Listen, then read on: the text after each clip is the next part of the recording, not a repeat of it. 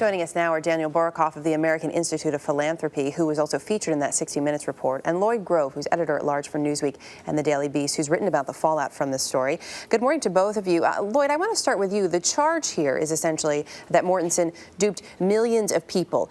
In that interview, he also says, quote, in order to be convenient, there were some omissions. It's almost like he's saying this was more of a clerical error than, say, a lapse in judgment or even a fabrication. At the end of the day, who has the responsibility to make sure this story is accurate? Is it the author or is it the publishing company?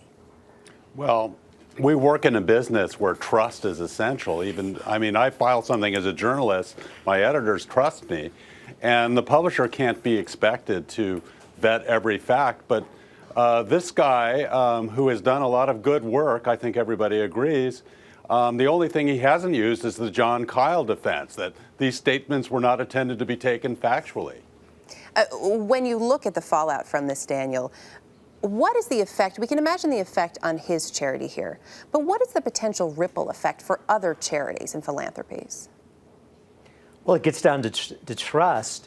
If people see somebody like Greg Mortensen who's taken advantage of his position, using the charity money to pay for his ads to promote his books and promote his lecture series, people start to question, is this happening at other charities? Is it the case that more money is being spent promoting the business interests of people running charities than actually for the important cause of the charities? So it could be pretty damaging. People are going to be more skeptical and questioning, but hopefully it'll be healthy skepticism and people will be asking questions and wanting to know more about the groups that they support. Daniel, when did he first raise your suspicions?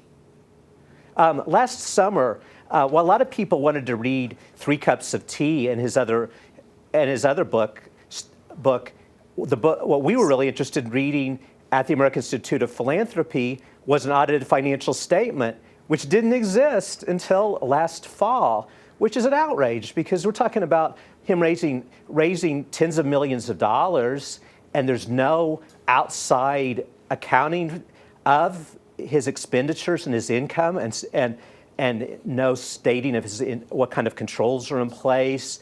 And it's really important, and I encourage people to look at these documents because, for instance, he talks a lot about scholarships. Well, get a hold of the audit. He's spending only $54,000 in scholarships. You'd like to think that he spent more money on helping the kids in Pakistan get educated than he does on his book-related costs that the charity incurs. And no, he's spending more money on book-related costs than helping the kids in Pakistan. And you could figure this out if you looked for an audited financial statement. It's amazing you can get away without having this. And that's what started to raise red flags for you. We should point out that in this interview that he did that was published yesterday with Outside Magazine, he says, look, in January I started paying for my own travel. I thought maybe there had been some issues, so I actually commissioned my own audit. I hired some folks.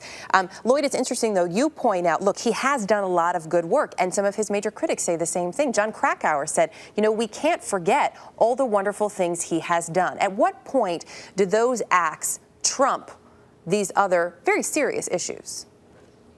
I don't think one thing trumps the other. I think we just have to hold 2 thoughts in our mind. The guy has built schools for girls in Afghanistan and Pakistan.